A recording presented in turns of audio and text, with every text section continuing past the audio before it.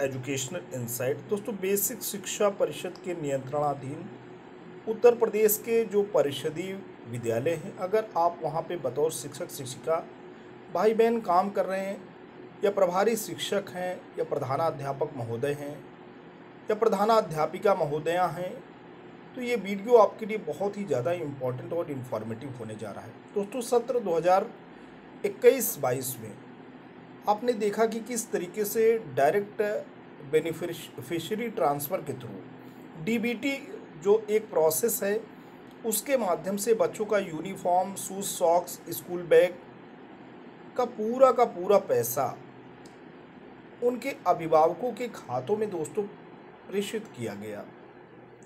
अब आपको सत्र 2022-23 में कुछ बातों का ध्यान रखना होगा, क्योंकि अगर आप इन बातों का ध्यान नहीं रखते हैं तो दोस्तों आपको परेशानी का सामना करना पड़ सकता है, क्योंकि इसी विधि और इसी निर्देश के अनुक्रम में ही अभिभावकों के खातों में जो डीबीटी का पैसा है दोस्तों वो भेजा जाएगा। क्योंकि दोस्तों बेसिक शिक्षा के जो सचिव हैं, उन्होंने पत्र के द्वारा पूरी के पूरा जो निर्देश है उसको साझा किया है, शेयर किया है। जनपद के जो शीर्ष अधिकारी हैं, यानी जिला बेसिक शिक्षा अधिकारी, उनको शेयर किया है। उनको बताया है कि इसी अनुक्रम में हेड टीचर को निर्देशित करना है, ताकि सारे बच्चों का जो डीबीटी का पैसा है उनके अकाउंट में ट्रांसफ़र हो जाए। तो दोस्तों आते हैं पत्र के अनुक्रम में, हम बातें करते हैं कि कौन सी महत्वपूर्ण बातें हैं जिनको आपको संज्ञानित होना है, जिनको आपको दोस्तों ध्यान देना है। दोस्तों, पत्र निर्गत हुआ है श्री दीपक कुमार, प्रमुख सचिव बेसिक शिक्षा विभाग उत्तर प्रदेश शासन से। सेवा में जिला अधिकारी महोदय, समस्त जनपद उत्तर प्रदेश। पत्रांक सामुदायिक सहभागिता डीबीटी 5822 पत्र संख्या है, और लखनऊ से ये पत्र निर्गत हो रहा है 21 मार्च 2022 को। दोस्तों आप देख सकते हैं ये सारी की सारी बातें यहाँ पे हो रही हैं। विषय क्या है?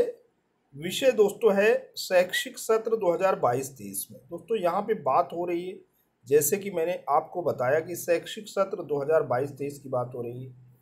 में बेसिक शिक्षा विभाग द्वारा छात्र छात्राओं हेतु निःशुल्क यूनिफॉर्म, स्वेटर, स्कूल बैग, जूता मोजा के क्रय से संबंधित धनराशि उनके माता पिता अभिभावकों के खातों में डीबीटी के माध्यम से हस्तांतरित किए जाने के संबंध में दोस्तों निर्देश जारी हो गया है। तो यहाँ पे जो बहुत ही महत्वपूर्ण बात है कि शैक्षिक सत्र 2021-22 में बेसिक शिक्षा विभाग द्वारा कक्षा 1 से 8 तक अध्ययन कर रहे पात्र छात्र छात्राओं के उपयोगार्थ निःशुल्क यूनिफॉर्म, स्वेटर, स्कूल बैग एवं जूता मोजा के क्रय से संबंधित धनराशि उनके माता पिता अभिभावकों के आधार सीडेड बैंक खातों में पीएफएमएस डीबीटी मॉड्यूल के माध्यम से हस्तांतरित की गई। अब ध्यान देना है सत्र 2022-23 में क्या बात हो रही है, ये इंपॉर्टेंट है।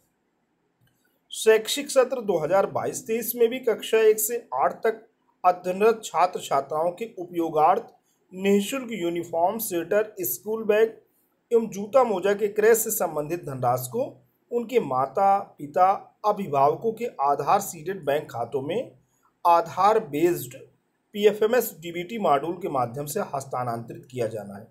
तो दोस्तों पहले तो आप संज्ञानित हो ले, इस जो चैनल पे विजिट कर रहे हैं जो भी हमारे अभिभावक भाई बहन हैं, जिनके बच्चे प्राइमरी पाठशाला में अध्ययन करने के लिए जाते हैं, वो भी जान लें कि इस वर्ष 2022-23 में जो अप्रैल से आपने नाम लिखाए हैं बेसिक एजुकेशन के जो परिषदीय प्राथमिक विद्यालय में, तो आपकी बार भी जूता मोजा, स्कूल का यूनिफॉर्म और ये जो स्कूल बैग है, इसका पैसा आपके अकाउंट में क्रेडिट होना है। सत्र 2022-23 में भी क्रेडिट होना है। कुल मिलाकर के ये पैसा आपको मिलना है। तो यहाँ पे बात हो रही है कि आधार बेस्ड पीएफएमएस डीबीटी मॉड्यूल के माध्यम से इसे ट्रांसफ़र किया जाना है। इसके लिए निम्न कार्य दिनांक 20 मई 2022 तक पूरा करना है। दोस्तों डेडलाइन दे दिया गया है कि 20 मई 2022 तक इसके लिए पूरा किया जाना है। क्या क्या पूरा किया जाना है? पहला जो बिंदु है वो ये है कि विद्यालयों में नवनामांकित 100% छात्र छात्राओं को प्रेरणा पोर्टल पर पंजीकृत कराया जाएगा।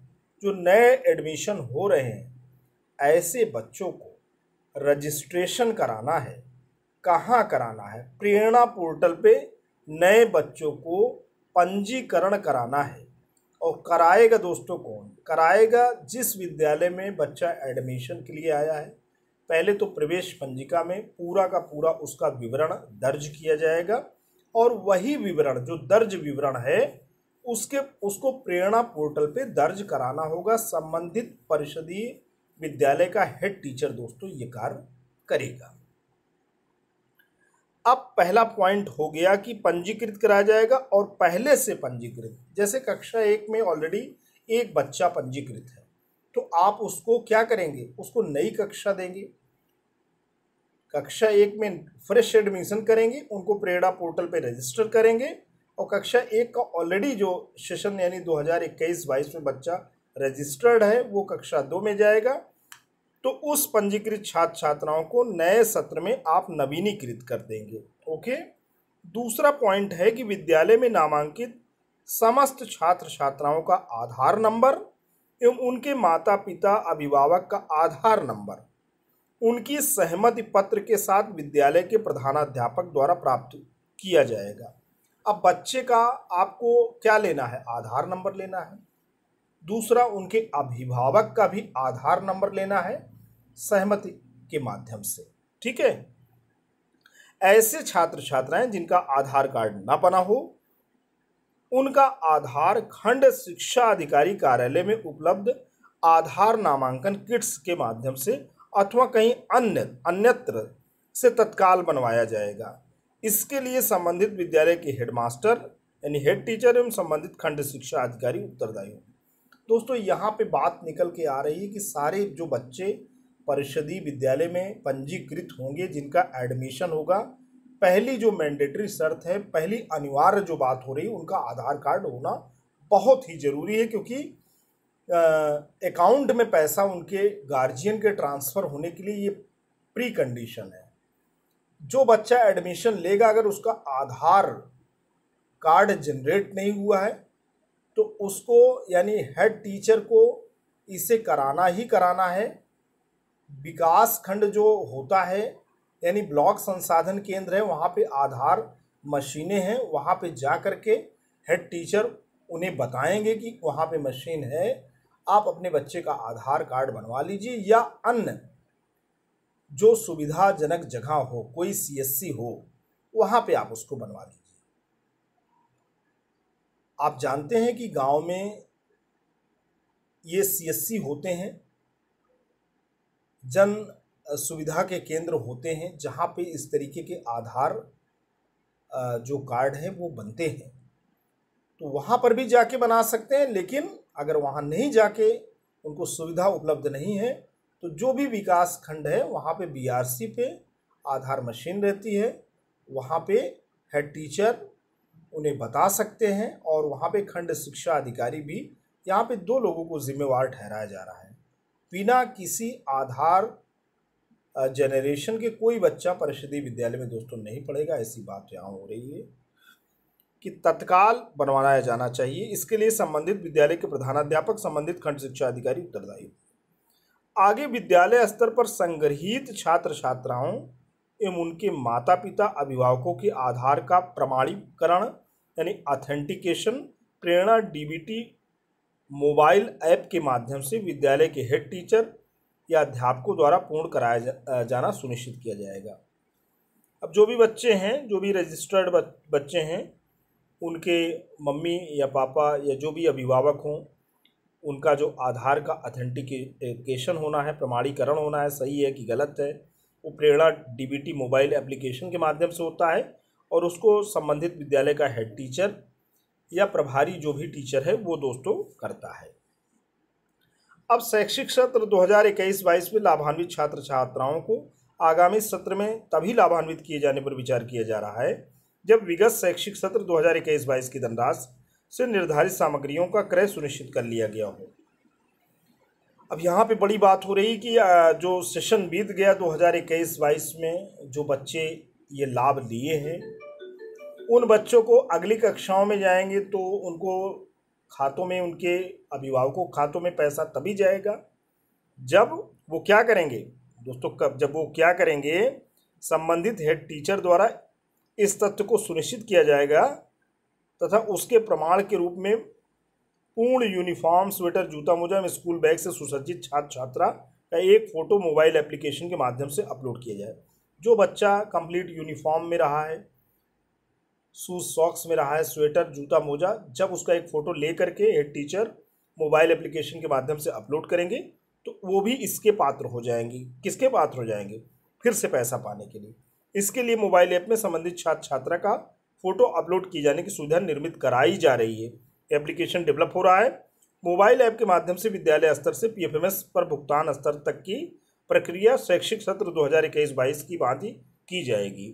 उपयुक्त के क्रम में आपसे अपेक्षित है कि अपने जनपद में शैक्षिक सत्र 2022-23 में कक्षा 1 से 8 तक अध्ययन कर रहे पात्र छात्र छात्राओं के उपयोगार्थ यूनिफॉर्म, स्वेटर, जूता मोजा, स्कूल बैग के क्रय से संबंधित धनराशि उनके माता पिता या अभिभावक के बैंक खातों में डीबीटी के माध्यम से हस्तांतरित किए जाने हेतु आवश्यक तैयारियां सुनिश्चित कराने का कष्ट करें। भवदी श्री दीपक कुमार जी हैं, प्रमुख सचिव हैं, और आप देख सकते हैं ये पत्र जिला बेसिक शिक्षा अधिकारी समस्त जनपद को प्रेषित हुआ है सूचनार्थ एवं आवश्यक कार्यवाही हेतु। फिर मुख्य विकास अधिकारी समस्त जनपद उत्तर प्रदेश को, शिक्षा निदेशक बेसिक उत्तर प्रदेश लखनऊ को, राज्य परिवहन निदेशक समग्र शिक्षा उत्तर प्रदेश लखनऊ को, विशेष सचिव बेसिक शिक्षा विभाग 5 उत्तर प्रदेश शासन लखनऊ को, महानिदेशक स्कूल शिक्षा उत्तर प्रदेश लखनऊ को। तो दोस्तों आपने जाना इस वीडियो के माध्यम से कि अब डीबीटी का प्रोसेस क्या है, उसके नियम और शर्तें क्या हैं, उसी के अनुरूप बच्चों के अभिभावकों के खातों में पैसा ट्रांसफ़र होना है। आज के लिए इतना ही। वीडियो इन्फॉर्मेशन लेटेस्ट अपडेट आशा करता हूँ आपको अच्छा लगा होगा। अच्छा लगा है तो लाइक करें, चैनल में कमेंट करें, अपने जैसे दोस्तों तक शेयर करें। लेकिन दोस्तों अगर आप चैनल पर नए हैं, पहली बार विजिट कर रहे हैं तो प्लीज़ इसे सब्सक्राइब करें। जब भी आप सब्सक्राइब के बटन प्रेस करते हैं बराबर से बेल आइकन आता है, उसे प्रेस करें, चैनल को सब्सक्राइब करें। Thanks for watching and listening. This is Jayprakash Dubey signing of.